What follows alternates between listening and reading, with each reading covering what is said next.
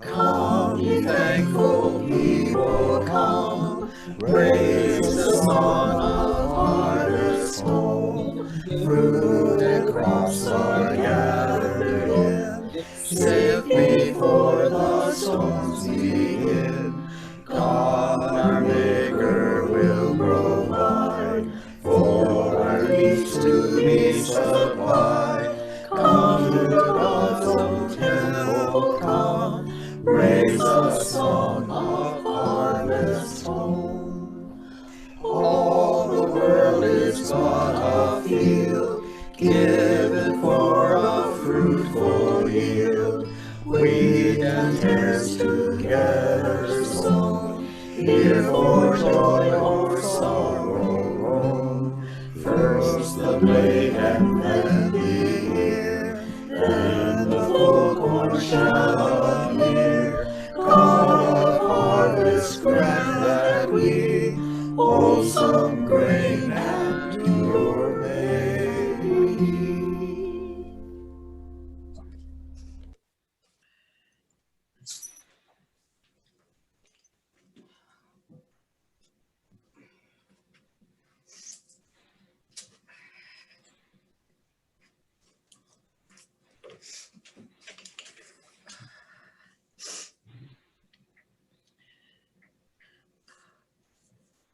Jim, you're muted.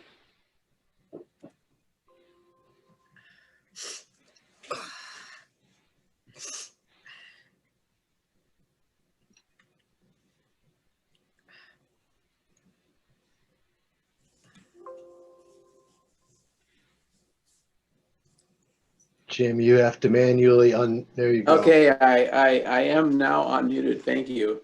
This community is a safe place where we support each other in the sacred task of becoming, celebrate the transcending mystery of life, and rely on the transforming power of love. Our worship theme for the month of November is looking back for a better way forward. The specific theme for today is Indigenous Peoples Sunday.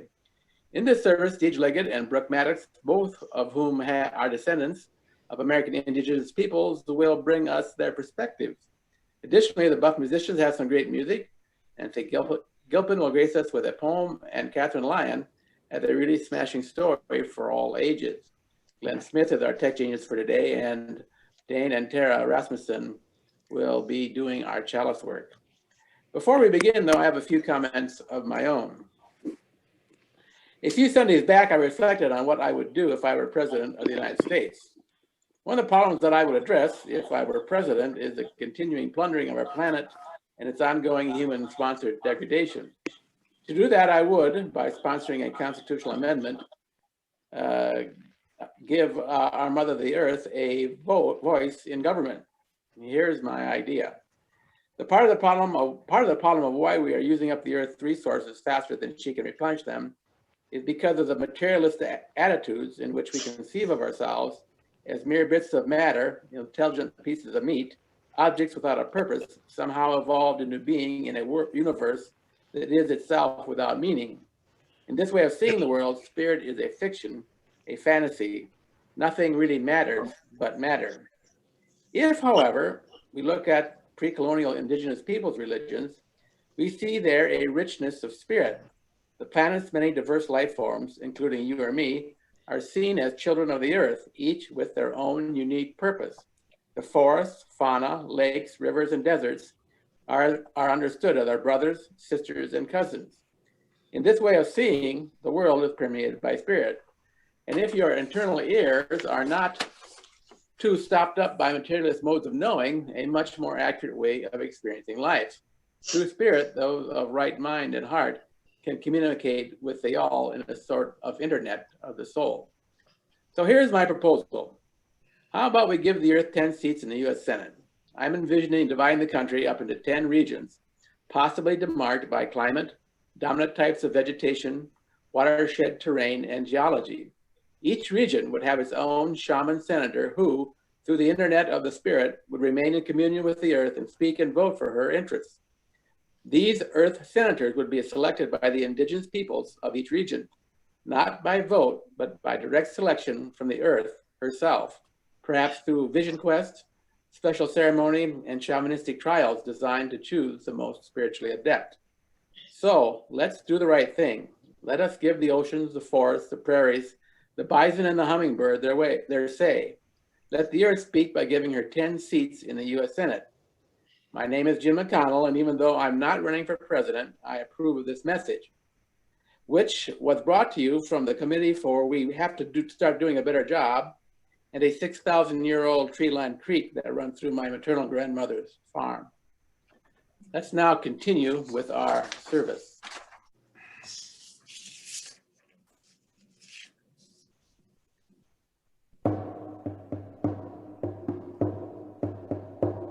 The earth is our mother, we must take care of her. The earth is our mother, we must take care of her. Hey, Anna, ho, Anna, hey, Anna, hey, Anna, ho, Anna, hey, Anna. Her sacred ground we walk upon, with every step we take. Her sacred ground we walk upon, with every step we take. Hey, Anna, ho, Anna, hey, Anna. Hey, Anna, ho, Anna, hey, Anna. The earth is our mother, she will take care of us. The earth is our mother, she will take care of us. Hey, Anna, ho, Anna, hey, Anna. Hey, Anna, ho, Anna, hey, Anna. The earth is our mother, we must take care of her. The earth is our mother, we must take care of her. Hey, Anna, ho, Anna, hey, Anna. Hey, Anna, ho, Anna, hey, Anna. Her sacred ground we walk upon, with every step we take. Her sacred ground we walk upon, with every step we take. Hey, Anna, ho, Anna, hey, Anna. Hey, Anna, ho, Anna, hey, Anna. The earth is our mother, she will take care of us. The earth is our mother, she will take care of us. Hey, Anna, ho, Anna, hey, Anna. Hey, Anna, ho, Anna, hey, Anna. The earth is our mother, we must take care of her. The earth is our mother, we must take care of her. Hey, Anna, ho, Anna, hey, Anna. Hey, Anna, ho, Anna, hey, Anna.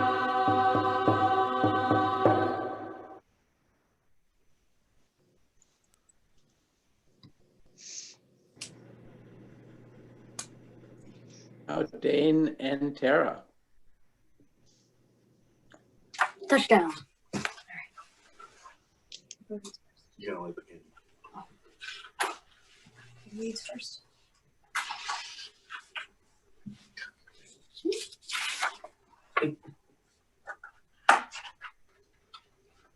Go ahead.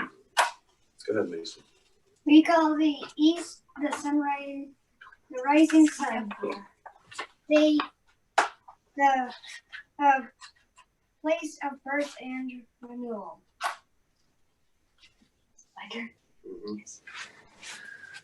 We call the south the place of youth and energy, the emotional force, the warmth. Who's next?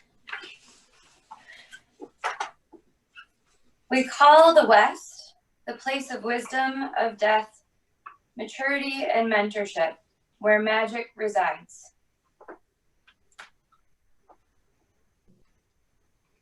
We call the North the place of rest, the elder and winter, the time for stories. Aho.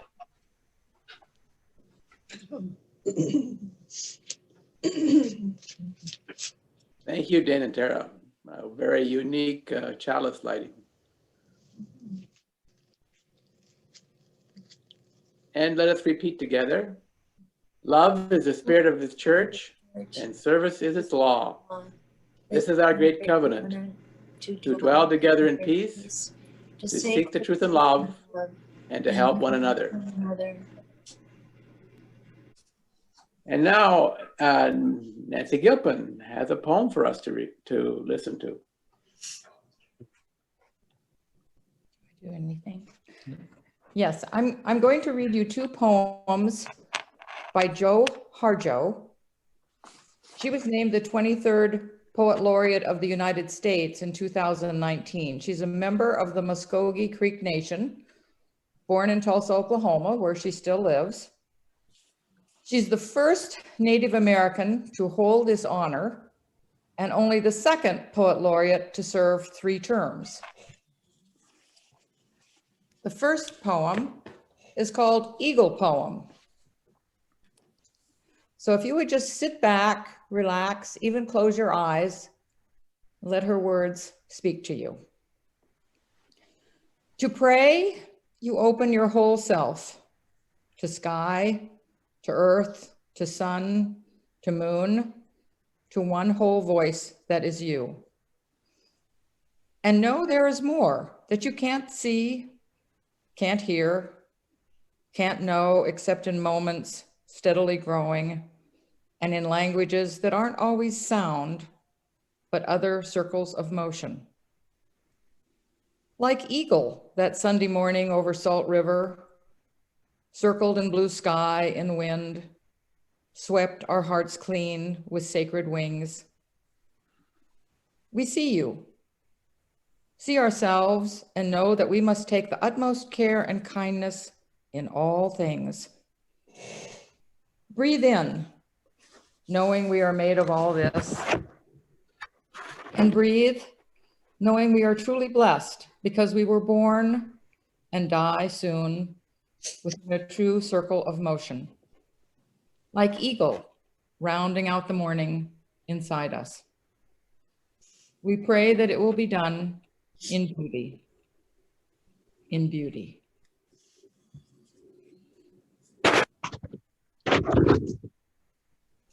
The second poem, Once the World Was Perfect.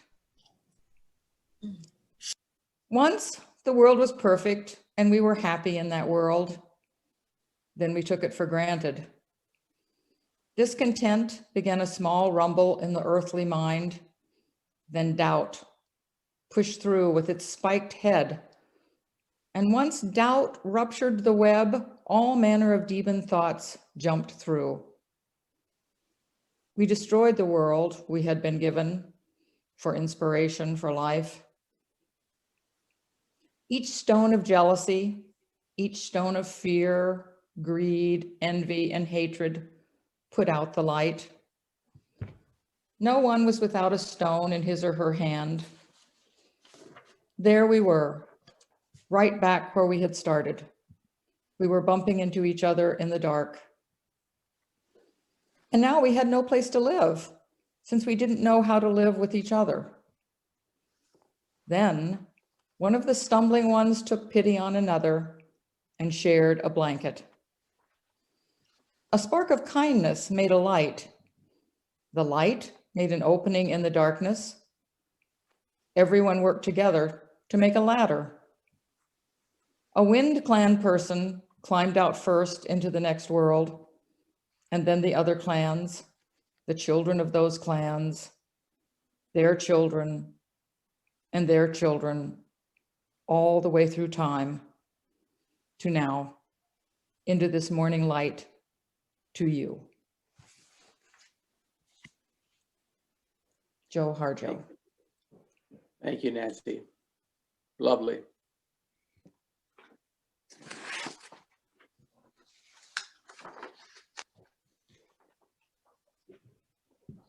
Now Lisa Fuller will bring us our Fabric of Life ceremony. Good morning, everyone. I come to you from the sanctuary of Berrien Unitarian Universalist Fellowship. On the last Sunday of each month, we take time to remember those who are gone, those who are gone but remain in our hearts and in our minds.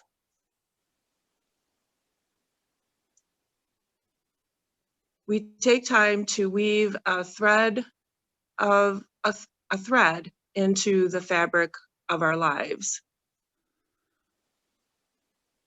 We take a thread of fabric and add it to our wall hanging, our tapestry of remembrance. Anyone who would care to remember someone at this time is invited to do so.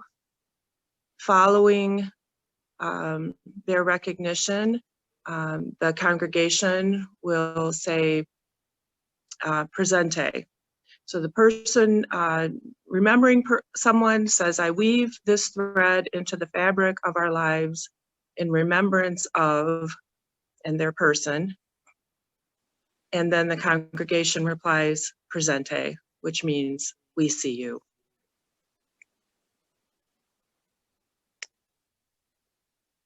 Would anyone like to begin? I'll go, Lisa. Excuse me. I Thank can go, Lisa. Go ahead. I weave this person into the fabric of our lives, though she was not a member of our congregation. She's someone who has impacted us in so many ways. Ruth Bader Ginsburg. And the congregation replies, presente. Presente.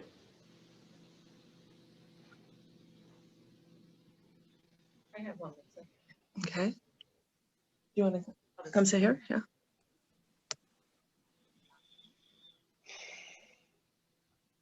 I weave a thread.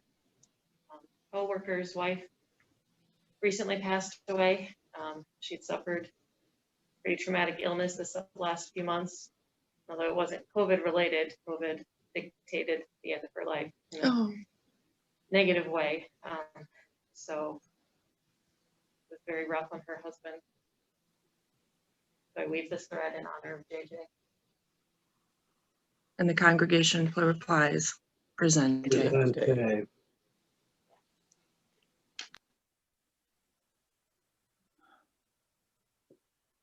I have someone.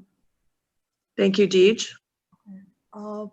My granddaughter who's in England, who's far away from us, her beloved Saul lost his grandfather, like in a 24-hour moment. I don't know what happened, but Saul is very upset and very sad, but he had a very fast death. His grandfather did. I don't even know his name.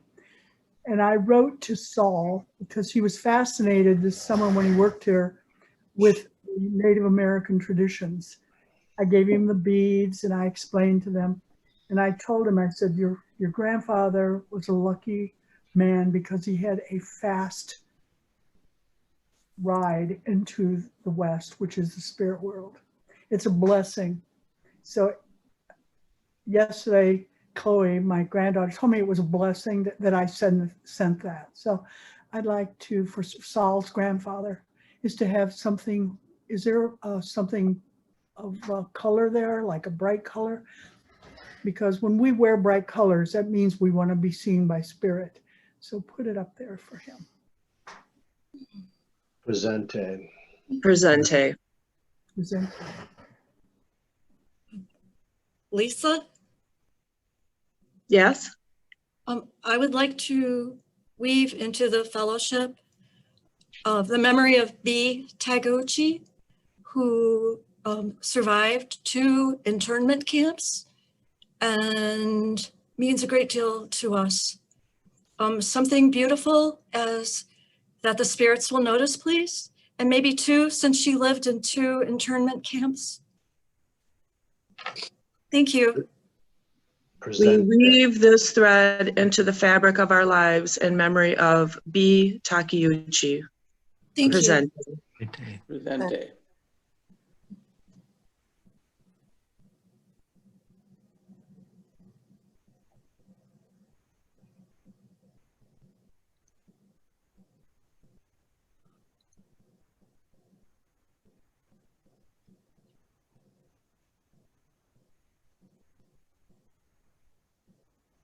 and we hold these memories in our hearts.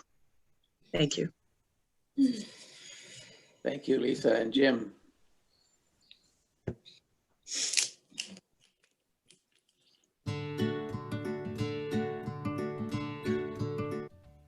Today, I'm going to read to you Otsaliheliga, We Are Grateful. Otsaliheliga is a Cherokee word for we are grateful, which the tribe says throughout the year and across the seasons, not just during Thanksgiving. Otsaliheliga, We Are Grateful, written by Traci Sorell and illustrated by Frene Lesac. Cherokee people say Otsaliheliga to express gratitude. It is a reminder to celebrate our blessings and reflect on struggles daily throughout the year and across the seasons. Oligo Hasti, fall. When cool breezes blow and leaves fall, we say Otsaliheliga.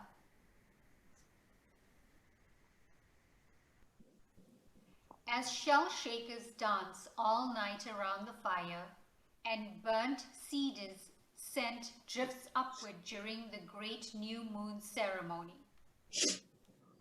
As we clean our houses, wear new clothes, enjoy a feast, and forget all quarrels to welcome the Cherokee New Year.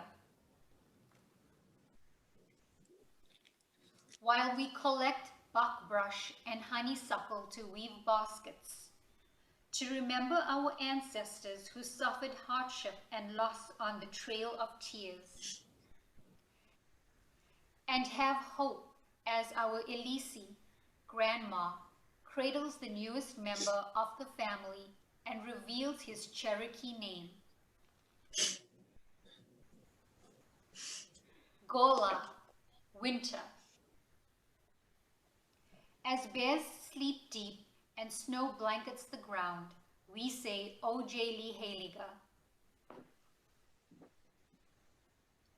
While elders share stories and we savor buttery bean bread and steamy hominy soup.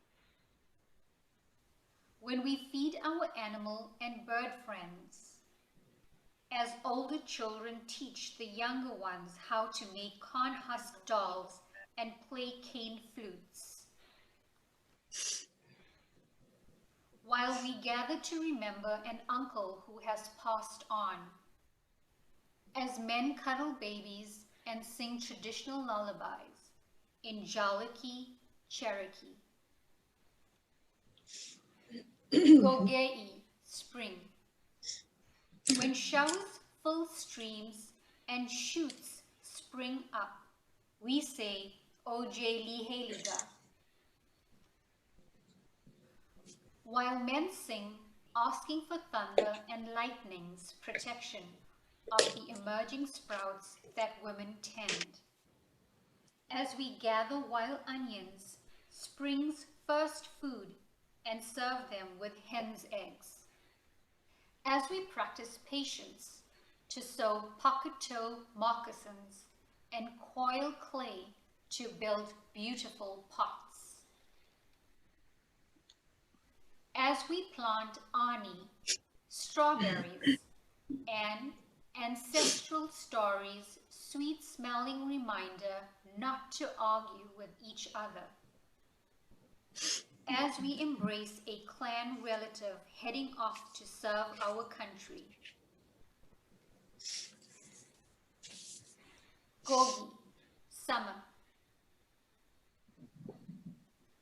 As the crops mature and the sun scorches, we say Otsaliheliga. When we grasp our gigs and wade into the cool creek to catch crawdads for supper. As we sink our teeth into the season's first harvest at the green corn ceremony. While we click-clack sticks, chase a small ball, and fling it high at the stickball game pole.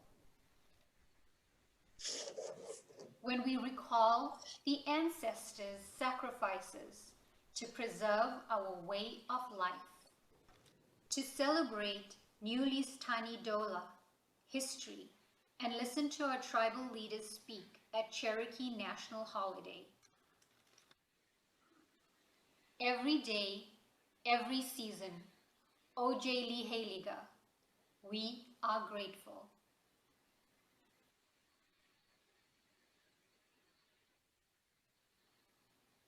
The end. I am so grateful for you, Otsaliheliga. A few definitions from the book. Shell shakers. Stomp dances around a sacred fire occur as part of the ceremonial life of the Cherokee. Women are the shell shakers, wearing traditional leg rattles made out of box turtle shells filled with pebbles on their calves. Gigging. Cherokee people traditionally catch crawdads using a long piece of river cane attached to a prolonged metal spear called a gig. Stickball. A game similar to lacrosse but traditionally played by men to settle disputes and prevent war. Today, stickball is played before tribal ceremonies and for sport and fun in intertribal tournaments played by both boys and girls.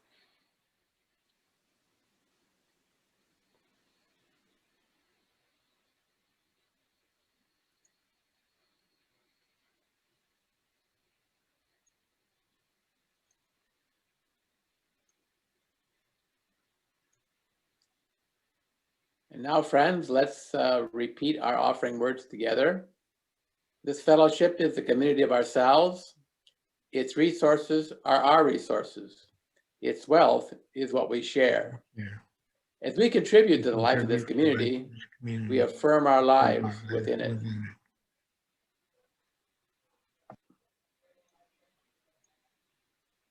And there are the instructions for donating, and thank you all for your generosity.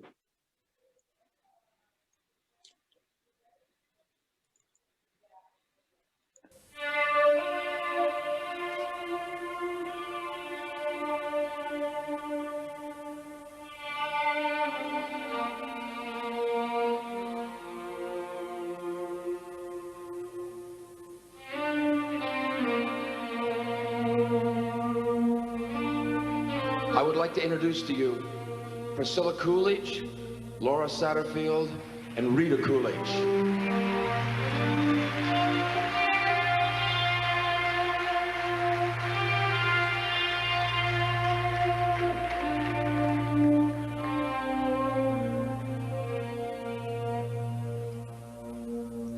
When they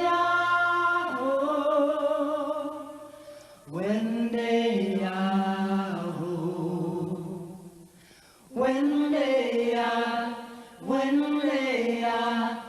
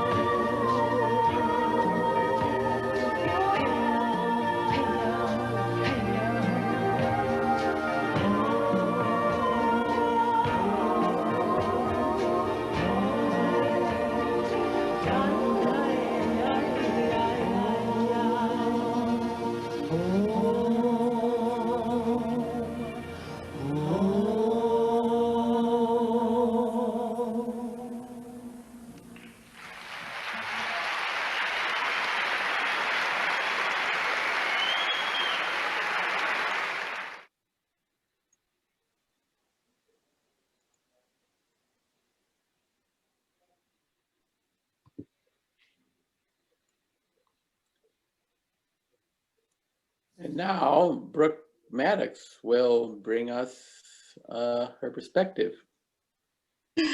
Bonjour, my name is Brooke Maddox, member of the Pokagon Band of Potawatomi Indians. Honored to be with you all here today.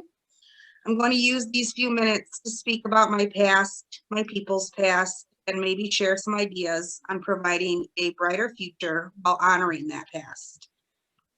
Growing up, my grandmother was secretive, almost afraid to discuss or share our culture and heritage. She was raised in a small home, dirt floors, alcoholic parents with 8 other siblings. She faced prejudices as a child growing up and as an adult by my grandpa's family. She lived in a world who had forgotten us, only teaching of us in the past and not of us who were and still are here, the survivors.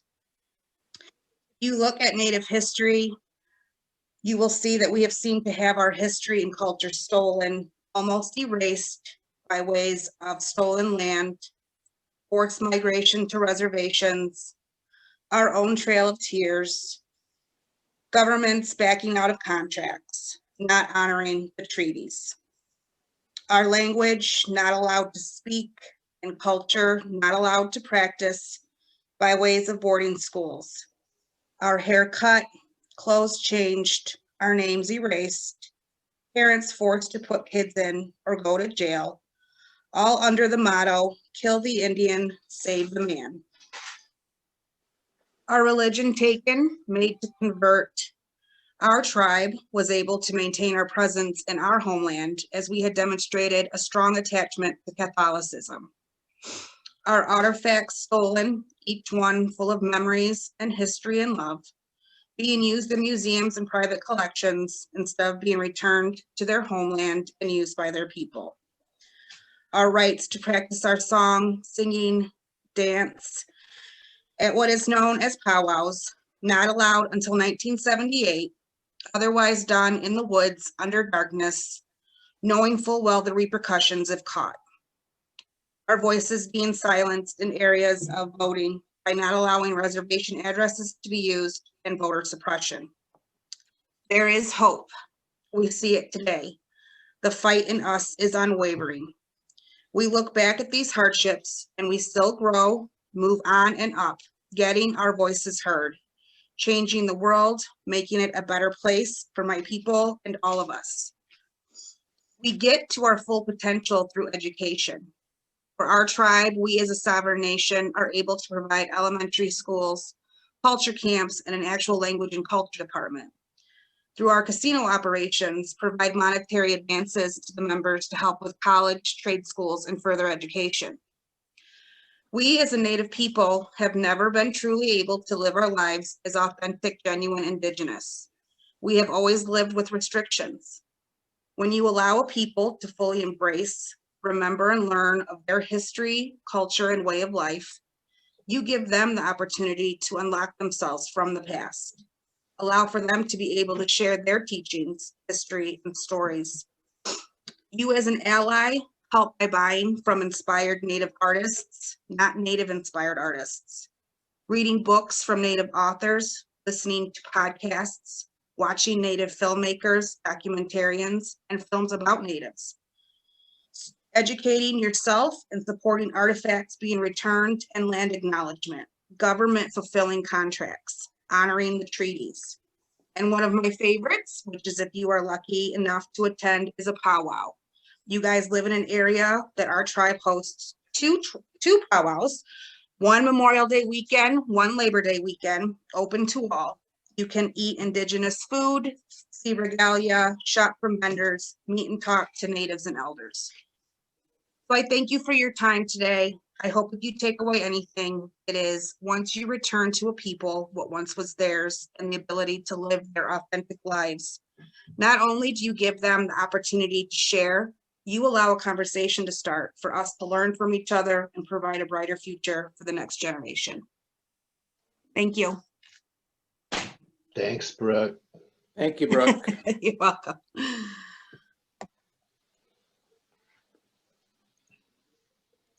The earth is our mother.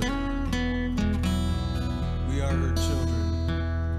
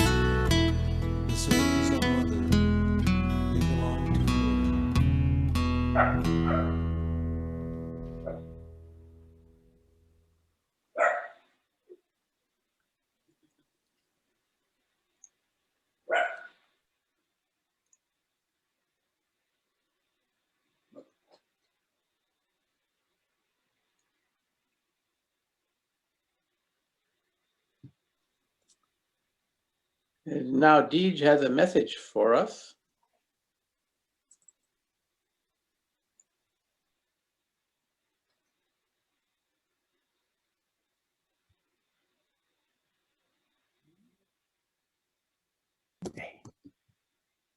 Are we unmuted?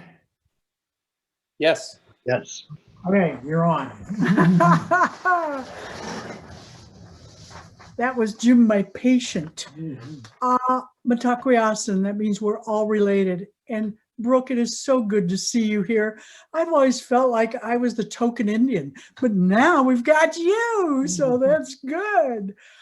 You know, I just want to tell you as I speak to you all that you're my tribe, or as we like to say, family. Some people don't even like the name tribe. I don't know why, but the word mishpacha, kabila, and family, it all means the same in Arabic as kabila.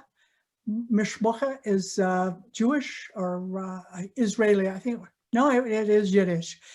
And there's always a name for tribe and family. Indians are really, it's our strength, is to be tribal and to be of family. As all I can do is speak from my heart. I'm 80 years old, and my grandmas were Renora and Grace, and I was so blessed because those women loved me. They were surrounded by like 4 sons and 8 grandsons, and here I am, this little dark-haired, brown-eyed baby girl, and they worshiped me. They absolutely loved me. They were very Christian, they were very Methodist and United Brethren, and honey, you can't get any more Christian than that. But they would open up that little window now and again to the Native American beliefs. The thing that I remember is how kind these women were. And they really had love for everybody. They really cared about everyone. They were into the herbology and the salves and the this and that to help everyone. It didn't matter what color you were, where you were from. No, that's okay. 2 legs, human being, you're one of us. And that taught me a lot. So I watched these women growing up. My mother was a different breed. I looked at my mother and I'm like, no, that isn't right. That isn't right. That isn't right. But those old grandmas taught me never to drink. I mean, never. I think in my life, I've had like probably, I did drink at one time and I had 1 or 2 hangovers and I never did it again. It'd be like French kissing somebody with COVID. You're going to get sick. You're going to die. Okay, I won't do that. And I never did. I heard about the respect and love of the Mother Earth. And I want to show you my Christmas card this year. I want to show you, and this is a true story. So I will show you the great grandson of Moby, this huge snapping turtle that lives in our lake. Can you see him? Can you see him there? Okay, he was taken by a client of ours. We have a retreat center called Renora Lodge Retreat Center. And clients go around and take pictures all over the land and then show us the pictures and we decide which one's going to be a Christmas card. This year, this guy made the front page. On the back of the card, I'm trying to save paper, so I wrote this: Happy Holidays. This holiday, we celebrate a baby snapper grandbabe of 130-year-old Moby. Living in the lake here at Renora, may this magical little turtle bless you with love, laughter, prosperity, and wellness. We are all related. Mitakuyasin, aho. So, as I said, I'm 80 years old. I lived in the white world all my life.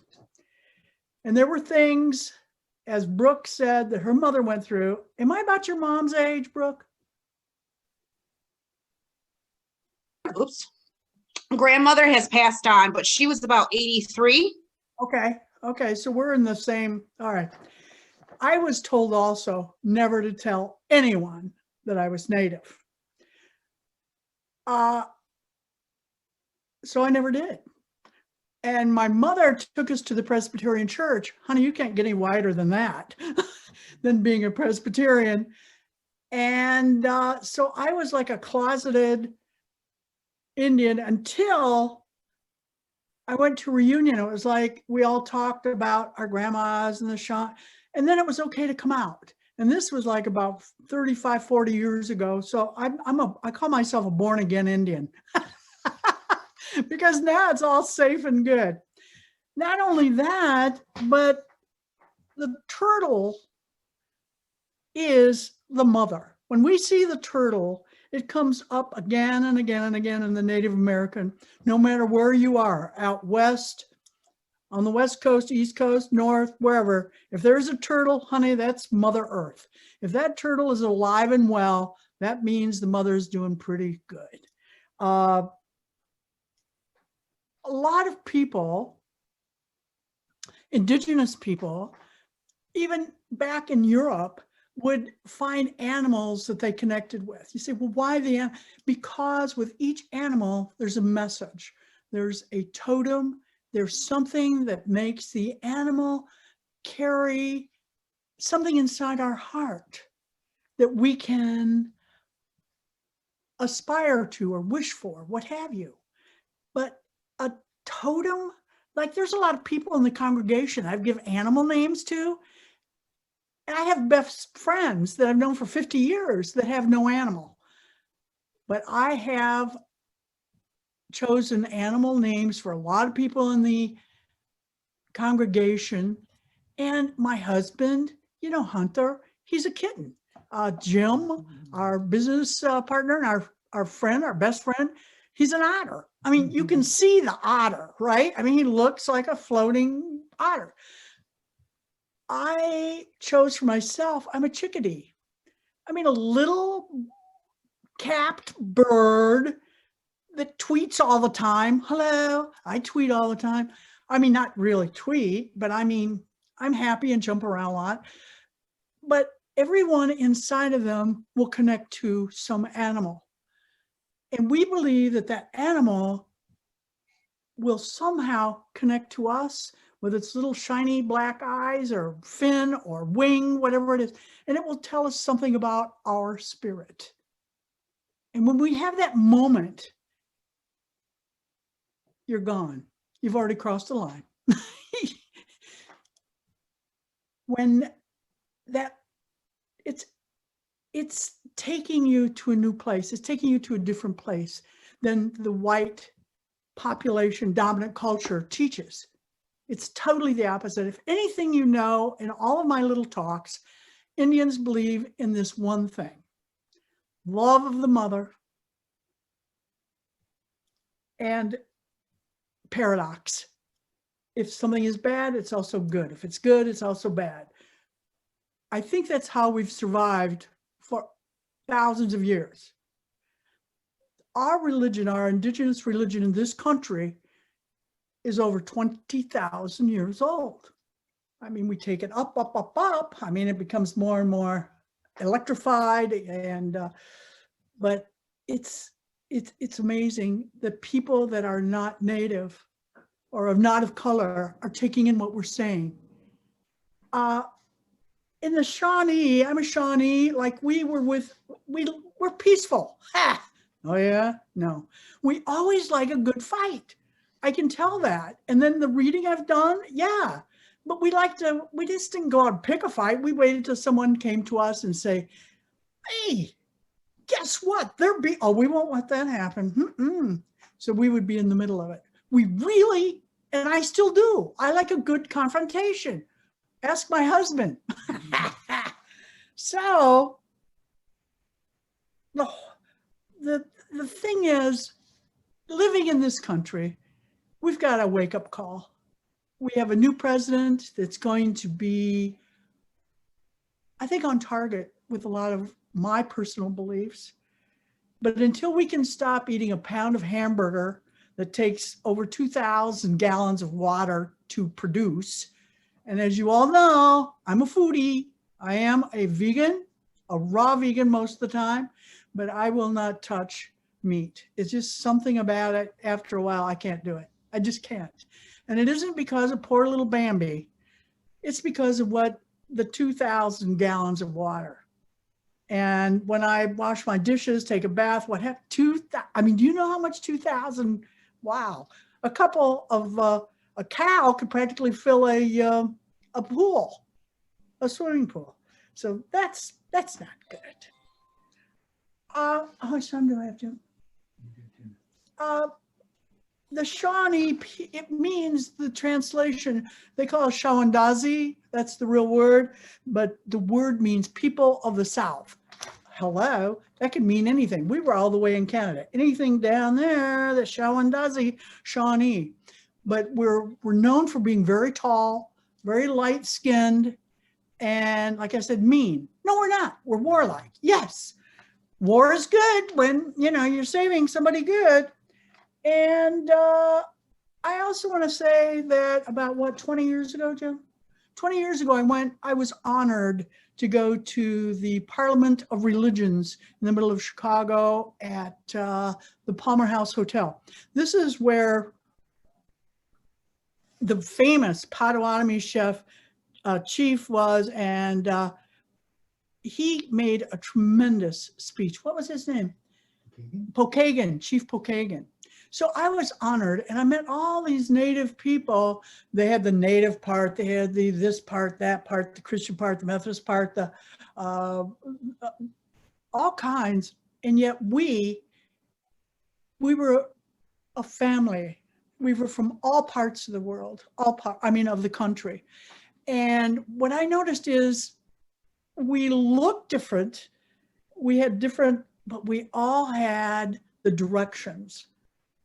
Like we saw the chalice being lit, that's given. That's there all the time. The East, new beginnings, South, sustenance, endurance.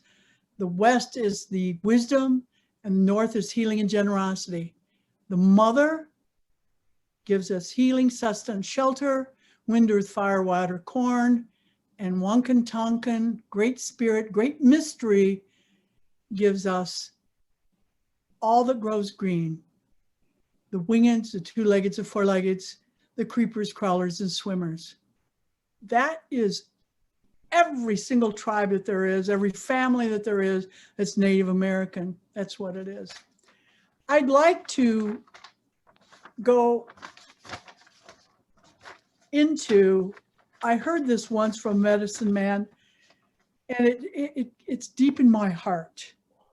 And he uses it as a beautiful meditation. For reading, I think that we should think about reading my uncle Ed McGaw, Eagle Man. He has a book out called Mother Earth Spirituality. Also, anything by Joe Campbell. When I was at the Parliament of Religion, oh my, very big deal. And also Carl Jung. It is taking what's out there, stones, feathers, trees, what have you, and it like is what I told you about the totem animal. It will hit you. It's a time for us all to meditate every day, to be grateful every day of our life, to draw breath and to take care of this vessel that's been given to you. Don't overeat. Keep away from those damn junk food places. Hello. You know when you're doing good things and bad things. You just know. And if you don't, ask a grandma. She'll tell you. I'm known as Unchi in my family, the big Unch, or they call me Unch, yeah. But I want to leave with this. Sort of meditate right now. I want you to think of Mother Earth. Her skin and her hair are the grasses and the trees. Her bones and teeth are the cliffs and the stones. The hills and mountains are her breasts. The streams, lakes, and oceans are her blood. And whenever you hear a drum, it is her heart beating for us. Ahomatakuyas. We are all related. Aho.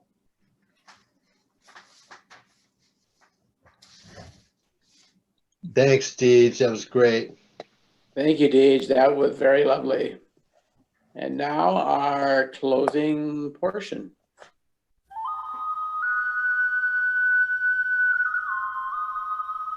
These songs are giveaways to us from Spirit singing within us. They come to you from many friends with love and bright blessings. These songs are messages of our changing, our rebirth, of walking through our fears into golden rainbow light. They are songs of a new and a radiant dawning. This first song was gifted to me as a river song. It sings of quiet swirling eddies and two of rushing currents. It urges us to balance in our own lives the movement with the stillness. Wishita do ya, wishita do ya, hey. Wishita do ya, wishita do ya, hey. Washatanaya, hey ya, hey ya. Washatanaya, hey ya, hey. Washatanaya, hey ya, hey ya. Washatanaya, hey ya, hey.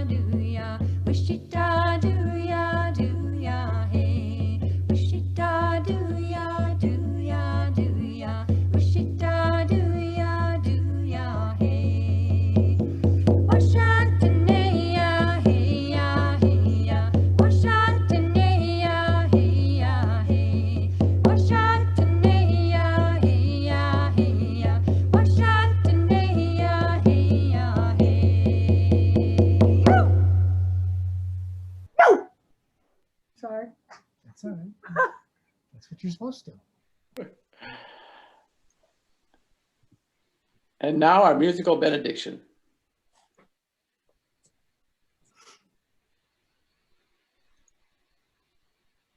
Probably meet you. Yeah, we have little discussion groups after. You want to stay on? Oh, sure. You really should. The homily.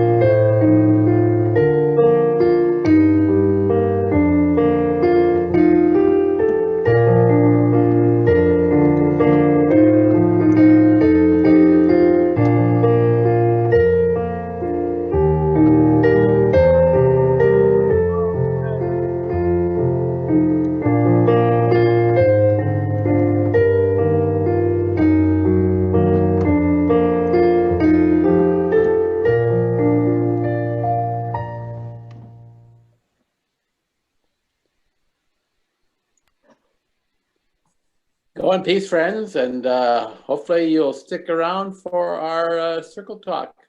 And Are we going to extinguish the chalice, Jim? Extinguish the chalice? Yes, that's an excellent idea. Let us do that chalice extinguishing. Forgive me. All right, as we extinguish the challenge, the fire continues to burn within each and every one of us. Oh yeah. Amen. And keep those fires burning, friends. Oh. Oh.